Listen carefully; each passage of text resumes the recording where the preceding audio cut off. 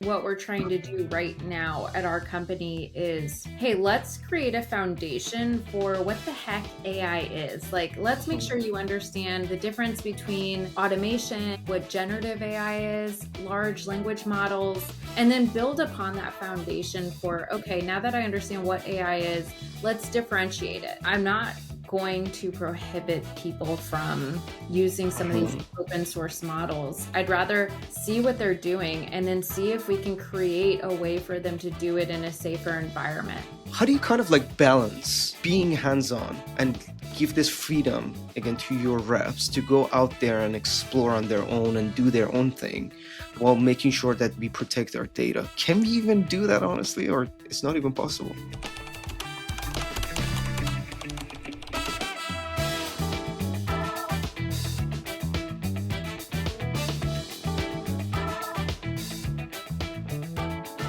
Kate, how's it going? Good. How's it going with you? Can't complain. It's a Friday. We have you, on the show, so all pumped. I'm really happy. I'm super excited for this conversation. Look, I know we want to geek on AI and everything enablement, but before we get started, would like to get to know you a little bit more. Tell us a little bit about your background, what you're working on these days, and we'll take it from there. Yeah. So I am a reformed seller turned enablement person. I was in sales for about 9 years and moved into the tech space. And then I found out about this really cool role called enablement and moved into that in 2019. And now I am a senior manager of an enablement team at a company called Dialpad. I manage 6 enablers globally, and we're really focused on aligning to different business leaders in sales, success, and partner, and making sure that we're aligned with them strategically with their vision so that we can build programs or just in time resources that align and help reps change behavior to move towards that direction and strategy and improve, revenue or protect revenue overall. And I love so that. right now I'm really focused on agentic AI specifically, which I think is a lot of people are focused on. So we're going to launch a product here soon around agentic. And so getting our sellers learning about what the heck it is and then what our solution is and how we solve customer pain points. Pretty cool. So before we get into AI, how did you do this transition from a seller to enablement professional? Because it's always, fascinating to me. There's some, reasons behind that I want to hear. Yeah, I had done a lot of when I actually before I got into tech, I was in hotel. I was a director of sales and revenue management in hotels, and I was training all the other sales managers that came into the Seattle area within my company. And I was like, man, I really love this, and I want to be a leader, but I really like helping people be successful. And so when I moved into selling SaaS, um, I heard about this enablement role. I was like, that's really cool. And so I kept meeting with the enablement people, understanding a little bit more about their role. And then a job opened up in the exact space that I was selling in. So I was in client sales, and the enablement role for client sales opened. And I raised my hand and very much yeah, went on the promotion train and was like, I am your gal. Um, and then I did a lot of studying on adult learning theory and all the things around like, how am I actually gonna train these people or going to like help them? And so I went down a deep dive into the adult learning side just to sharpen those skills that I did not have.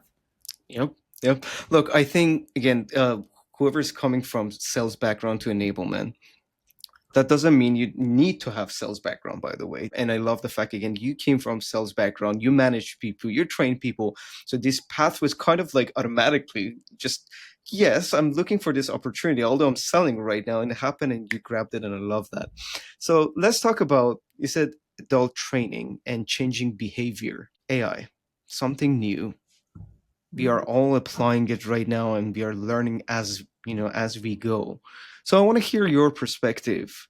Where should we even start with our sellers? Like when we are introducing something new, what's the beginning? Like what should we do first? Yeah, so I think, and this is actually what we're trying to do right now at our company is, hey, let's create a foundation for what the heck AI is. Like, let's make Hmm. sure you understand the difference between automation, what AI is, what generative AI is, large language models. What are all these things? How do they relate to the robots? Like break it Hmm. down to what is AI, and then build upon that foundation for, okay, now that I understand what AI is, let's differentiate it between all the different AI language that we're talking about. So generative AI versus agentic AI. What are the differences there? And then once you create that baseline, and it's not just for sellers, I think every Hmm. go to market person or everybody within a company at this point should be learning these tools. And then they should also be learning about, how do I utilize this in my daily work? So how do I use AI for like for inputting information to generate something, and then how do I create an output as a result? They should be learning that within each different organization that they're in, or business segment. And then my next step is, okay, what does this mean for what we're selling and what we're Hmm. offering our customers? So how does AI play into our solutions? What problems does it solve for our prospects and customers?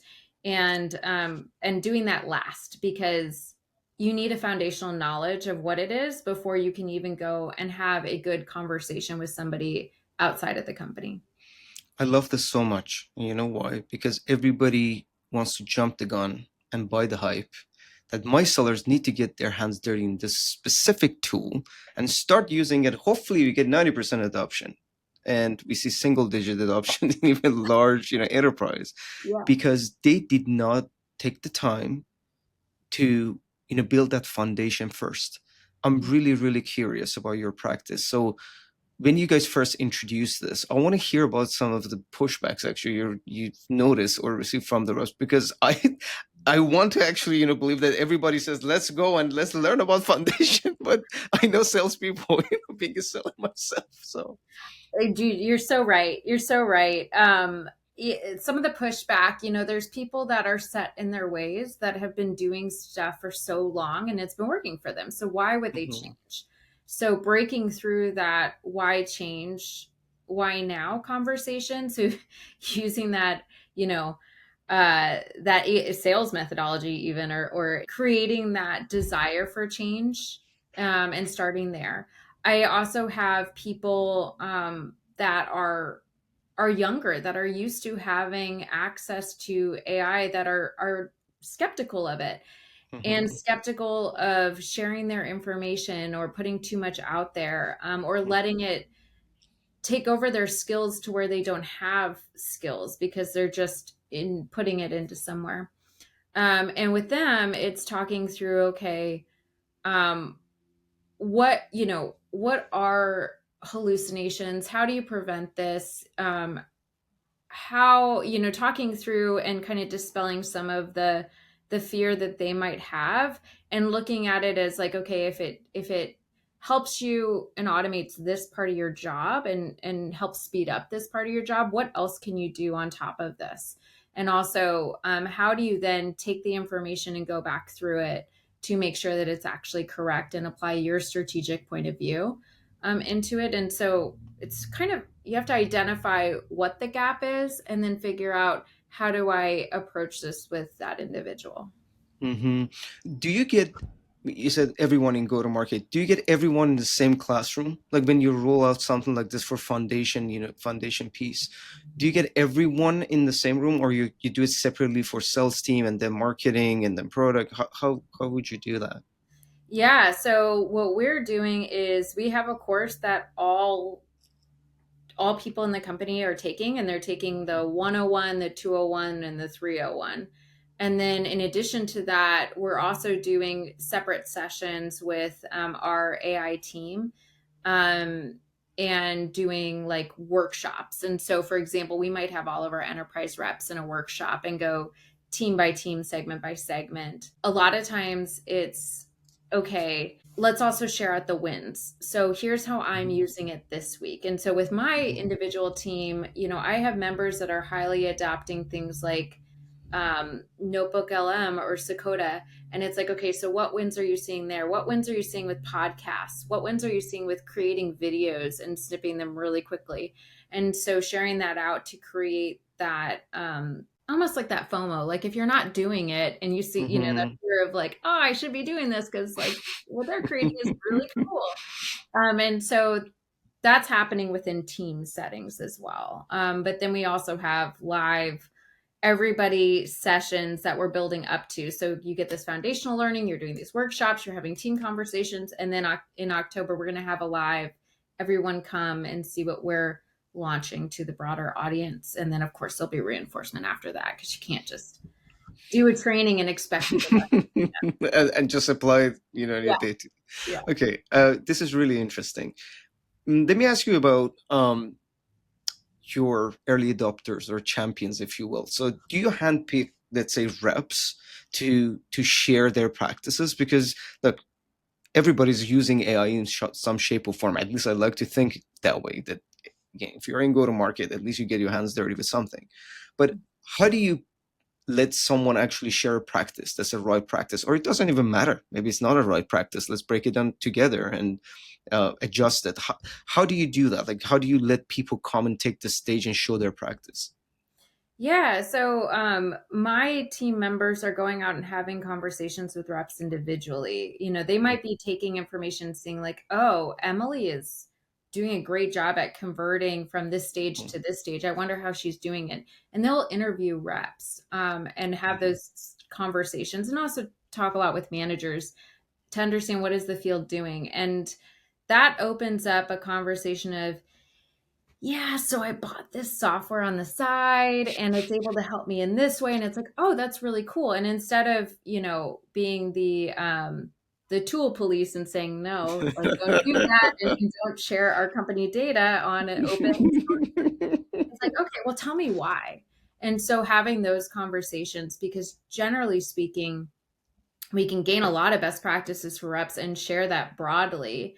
And then we can also look at our tech stack and look at what we're trying to purchase and say, like, okay, Emily is using XYZ tool over here. This other tool can do the same thing. Let's have Emily try it, champion it, and share it out with the broader audiences. So it's a lot of interviewing and conversations. I love that. A lot of conversations, to a point, one-on-one conversations. Let's just sit down and see how they're doing it rather than stopping them. I want to ask you this because I really don't know what's the best practice at this point. Just imagine every day you get thousands of new tools popping up everywhere, right? And we cannot stop people trying things. Sometimes we don't even know. So these conversations are amazing because people open up. We can even give them reality check. Not saying, hey, you stop what you're doing. We're working with adults, but reality check that, hey, company data might, you know, get leaked. It's still, a public place.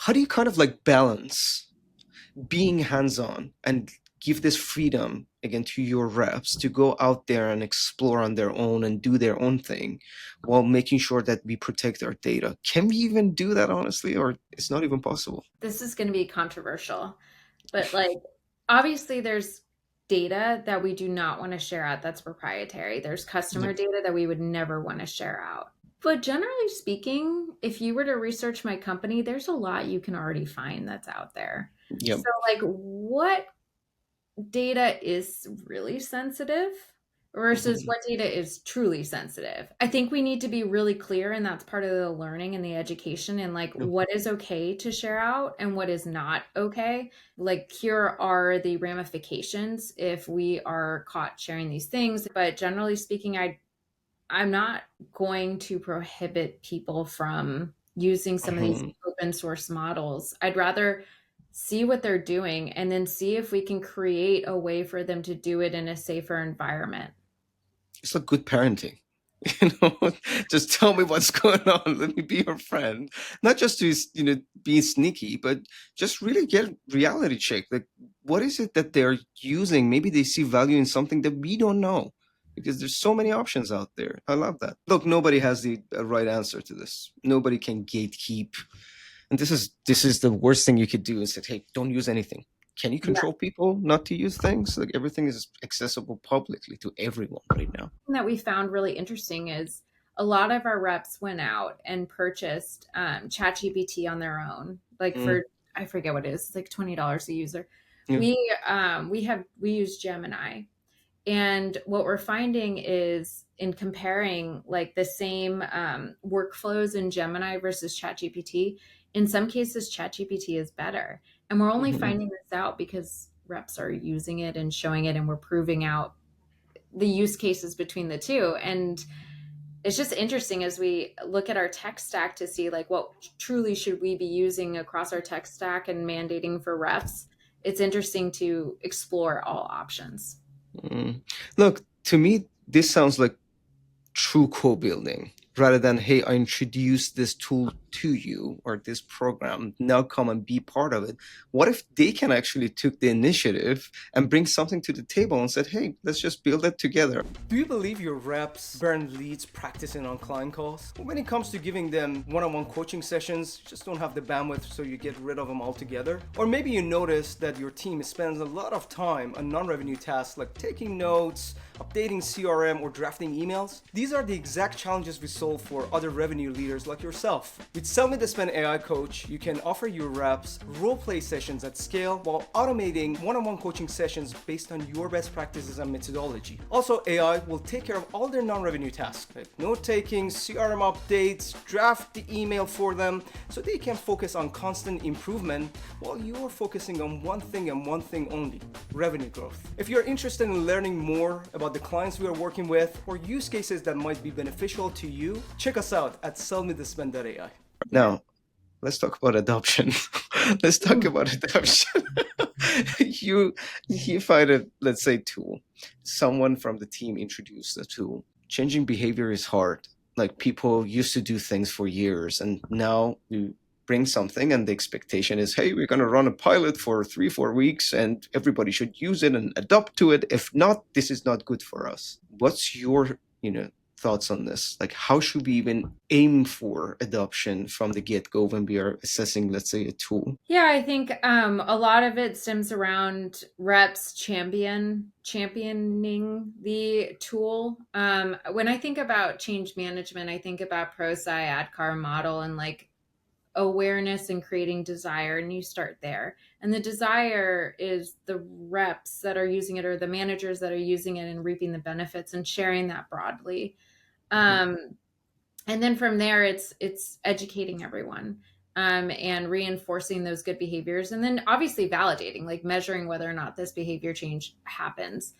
I think it's hard to drive adoption with tools, and data and insights and reinforcement and accountability all play a huge role in that. Also, I think playing on the pain points of things that reps are dealing with or managers are dealing with, and showing how the solution you're offering is solving those pain points, just how a seller would sell to a prospect or Mhm. customer. So for example, if you're a rep and you have 26 tools that you're learning and using, and showing how, hey, this other tool that we're bringing in is actually going to prevent, like, you don't need to use 6 of these tools just by using this one tool. You don't have to learn, you don't have to cut and paste data across systems to make sure it gets into Salesforce, and like, Well, the repetitive, like, we're going to take that out just by using this one tool for you. And with managers, it's like, okay, I have these 26 tools. I need to go and get insights across all these different solutions. And where do I even start to have those coaching conversations or to guide my team based on these different mechanisms? And so it's like, okay, if we can give you one tool that will take away you having to log into these 6 or 7 other tools, that'll save you a lot of time. And then look at all the data and try to make that interpretation across your own. So solving their challenges. I love it. Now, let me ask you this. Can we break this down? Like, say, hey, we want to measure progress, right? You want to see something is changing, behavior change. You said we start with interest, desire, and then usage. Are they actually using it? are these good metrics to start at least for our measurement? Or let me ask you this. This is a better maybe question. How do you even measure success first, Mhm. uh, I don't know, third and 6 month, since you bring a tool to the organization? Yeah, that's a great question. And it's one that enablement thinks a lot about. It's like the return on investment of a change. Yep. And if you are you familiar with the Kirkpatrick model? Yes. So you have enablement metrics, right? Like, oh, did they attend the training? Did they enjoy it? Did they learn from it? Did they certify it? That's cool. Throw that to Yep. the side. To your question, it's like, are we seeing the behavior change? And for that, you need to be able to measure the leading indicators of like if this change is occurring and how it's happening right away, and then also the business outcomes that are attached to that. So whenever you look at a change in behavior, the conversation always should start with the business outcomes. Like, what are we trying to solve for? How is Mhm. this going to impact revenue or impact the protection of revenue? So, whatever that is, defining that. And then from there, it's like, okay, then how do we notice if we're making advances towards that business outcome goal or goals that we've set? And those are your leading indicators and your behavior changes that you're trying to measure. And so at the 3 month mark, at the 1 month mark, at the 6 month mark, it takes a long time for change to happen. So you should be measuring it continuously and for a long period of time. And defining that, would vary on the program. And it could be, hey, are reps speaking about this with customers? Are reps sending this information to customers? Are reps building pipeline as a result of these um, conversations? Are they converting from a discovery to a demo stage, which will ultimately lead to XYZ outcome? It's up to RevOps and enablement to measure these things and to share it out to leaders. I would argue, there might be a better way to do it, but to measure these programs and see if we're actually making an impact, and then from there iterate if we're not, and have a real conversation about what's not working. And is it education? Is it some process workflow that we can make better? There could be a variety of things at play. And Mhm. so that's what you should be looking for. Let me ask you a follow-up question regarding this. I think this is really top of mind for so many people because there are a lot of options out there. And yes, some case studies that similar companies, leverage the certain tools or programs and they got certain results. But again, so many of the things we're using, they're new. Us being like a role play platform, a coaching platform. Historically, we didn't have such tools, accessible to everyone. Maybe a few companies were doing it for certain companies. Right now, it's more accessible. So some of these use cases might give peace of mind to buyers. They buy it with the goal of running a pilot. Let's run a month or two, and we measure again, is there a desire for usage? And with usage, we can see if it's happening. But later, when we're talking about, again, to your point, can we tie this to revenue impact? Can we see if, again, we are booking more meaningful meetings? Maybe we are, again, changing our close ratio. Like, again, this is ultimate, goal of any enablement, I would say, program. But how do we really maximize our chance to hit these targets when it's complete unknown? And maybe we get the desire because it's very exciting role plays. Like I see a AI character talking to me, I get coaching. It's so exciting. I'm gonna use it. But how do we prevent the usage from plateauing at some point? It's just the $1 million question, right? It's one that we're all trying to solve, and it's one Yep. that's top of mind right now. I think, earlier you mentioned the MIT article that came out about like, hey, all these companies are investing so much, but initiatives are failing, and like in Yep. 95% for AI technology. And yet these investments happen. And I think a lot of that's due to a lack of clarity of vision and Mhm. integration. And so I think those are two things. I said, hey, first we got to start with the business outcomes. We also have to start with not just the enthusiasm for whatever it is.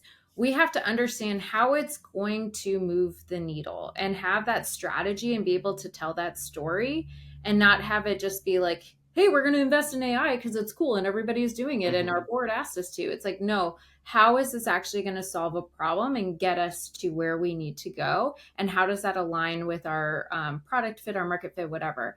And then how do we prepare for it and how do we integrate it in? And it's the same thing of like why like sales methodologies, they take hold and then they and I it's like, okay, genuinely wanted to just say that, but you yeah, just said it. sales methodology, great example. Like, oh, you see a lot of adoption and then and it's like, okay, did we integrate that in everywhere? Did we make sure that, it shows up in how we do our process in Salesforce? Is it everywhere where reps are, like I'm thinking about, okay, if we have a CMS of some sort, is it integrated into every content that they're using? It doesn't have to spell out the methodology, but the language should be shared.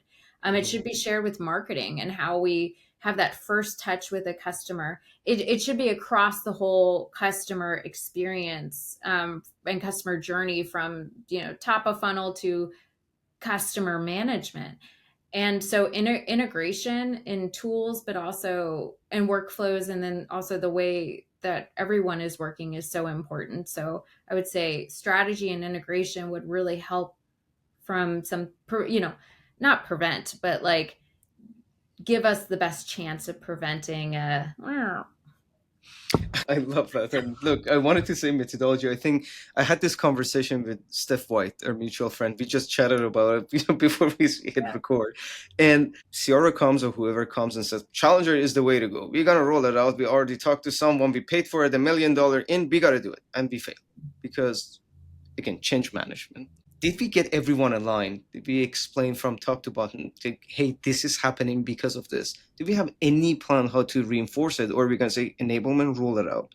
How about, again, we have frontline managers closer to reps. They need to look at some of these behaviors. So this is a partnership, among everyone in the org. And I think one of the problems I'm seeing right now is that it's good that we get a lot of early adopters. Like this is definitely a movement. This is a transformation bigger than anything we've seen so far. We can see the impact, and more people are excited to get their hands, dirty.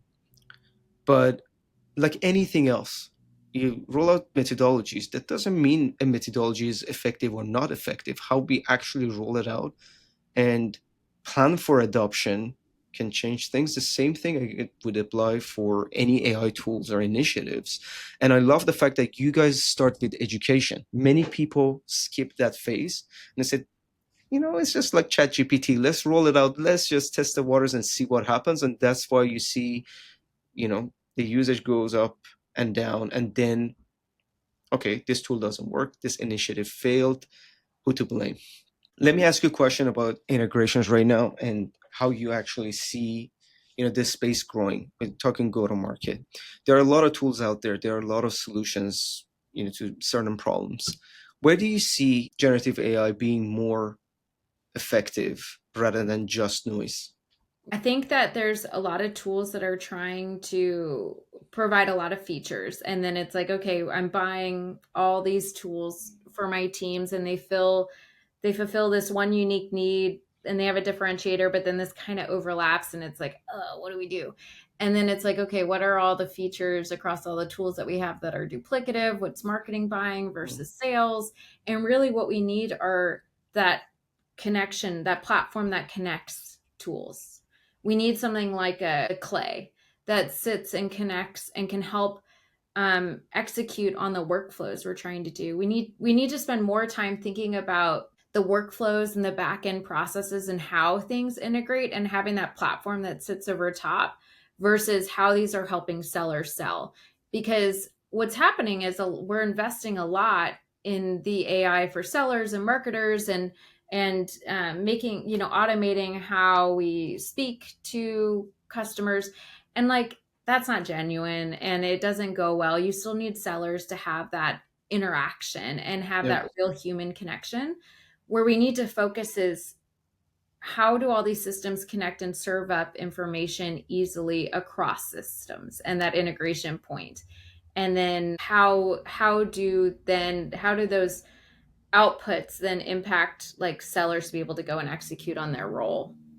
I'm Um, completely with you. You mentioned Clay, and I think this is a great example how really nicely sits with within our tool stack and help get all data from different data points. Now, I want to hear your opinion. Yes, purely Kate's opinion.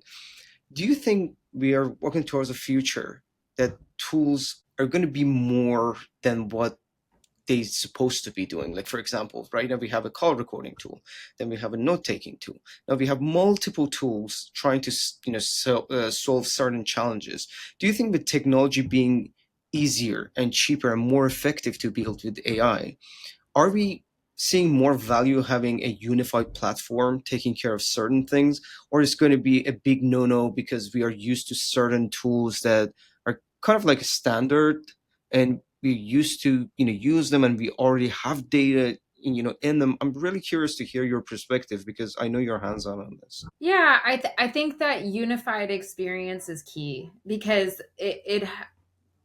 it touches on the integration piece so strongly.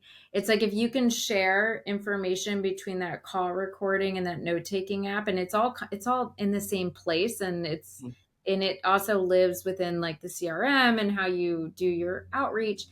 Um, then that diminishes so much of the manual tasks that people have to do.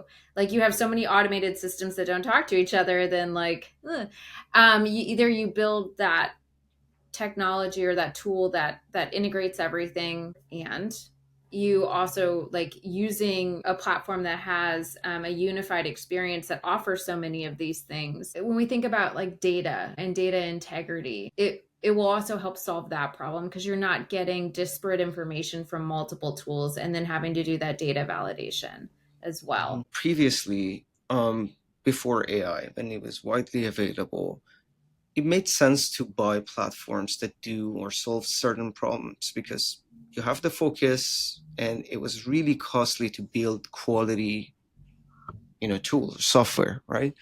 Right now, with what's happening with AI, like it's very easy to build high quality software and have it in a unified place. So I'm really curious to see what comes next in the space. Like, people maybe start firing some of these tools or go for something more unified, or no, this behavior is not going to change anytime soon, and we stay with what is status quo and what we are used to, because even change is hard for RevOps and leaders who are actually building all these integrations, because like I know Gong, for example, I know this note taking, or I use this certain CRM. It's hard to again navigate other solutions. But I'm really curious to see how everything will change moving forward, because I think we will see more unified all-in-one solutions that solve multiple problems, and they solve it very well. My last question, and then we're going to do some rapid fire questions if that sounds good to you. Can you share any examples, like any practical examples of AI initiative? It could be a training, it could be a tool that you roll out, something that you could share. How did you do it step by step from, again, end user perspective and also leadership perspective? How did you roll it out and be successful? I think a good example would likely be how we're utilizing a tool across all of our teams, Gemini. And it started, and it's part of this, what I talked about at the beginning with like the education of like, hey, what is AI? What's the difference between AI and automation and that sort of thing that we did. Um, as part of that early education point, we also said, hey, we want you to be using Gemini, and we have a closed relationship with them. Here's how we want you to use it. Here's some prompts. We trained people on how to use prompts with Gemini. We trained people on how to use Notebook LM, all of the things that are rolled up into that suite of solutions. And then we did some lunch and learns across the business where we had people come and talk about the different ways they're using it, how they're using it to create podcasts, how they're using it to create all these different ways in which um, it benefits their team. Then we took it to the different segments and showed how they could apply it in their workflow. So, for example, like how do you do company research and create a point of view that then you want to share that aligns with our solution based on what you've gathered from customer pain points, and share that in your first call with a customer. And so that's a workflow that we took to the different selling teams, for example. And so we took these different pieces and trained each team individually on how they might use it, and then had them share their best practices on how they're using it, because our reps are smart, like, and they're trying things out. And then and I mentioned earlier that, yeah, we also have people still using ChatGPT. So it's like, okay, so what's working over here? How are you using that? How can you now use it in Gemini is something we focused on. And I wouldn't say that we've gotten very high adoption, but I wouldn't say it's fully solved for, right? Because of the ChatGPT checkout. And so you always have to look and see and understand what's working, what's not working. And like I said, iterate off of that, Mhm. and measure the usage, measure the outcomes of that usage and that behavior change, and then iterate and see, what you should do. So because you rolled it out, you figured out some people prefer ChatGPT and they brought their best practices. And I think that should be the standard practice, that, hey, this is not an end game. We're going to roll this out as a journey. We're going to see how people actually adopt it, how people are using it. Oh, I was just going to say, I'd be remiss if I didn't mention this at all, because it's so important, is the manager enablement side. They're as close to the behavior as you can get. Like, outside of all the tools that can read rep behavior or facial expressions or Yep. whatever you're trying to track, your managers are the ones that are close to the reps, are there, like, situationally can diagnose, okay, what does this rep need in order to get better, and how can I coach them effectively? And so you got to start your training there, and you've got to start your education there, and focus on the managers, and then drive that accountability down. So yeah, didn't want to That's say the piece. that. That's the piece I was about to say. I love that. Okay, let's go for our quick rapid fire questions if you're ready. Cool. Just give me quick answers for this ones. All right. Sales enablement leaders will be more effective if they only. Measure their programs, improve their ROI. Done. Okay. Instead of sell me this pen, sell me this. This idea and how you're going to execute and how you're going to measure it. Cool. How your career impacted your personal development. Oh, it made me a better friend, a better family member, and a better spouse. Oh, this one. I forgot to ask you something very important. My previous guest, Shannon Esguardo, she's an experienced enablement professional. She asked you a question. I think it's very relevant to our today's conversation. Things are changing fast. Are companies ready to move on from clunky old CRMs, or are they just sticking with them as is? CRMs are hard to change, like ERPs. That is probably the hardest thing to move towards. I love what some of the new CRMs are doing, but I see a lot more changing before CRMs change. Right. So our next guest is Dina Berger, and she's the principal sales enablement lead at Amazon. Do you have any questions for her? Oh my gosh.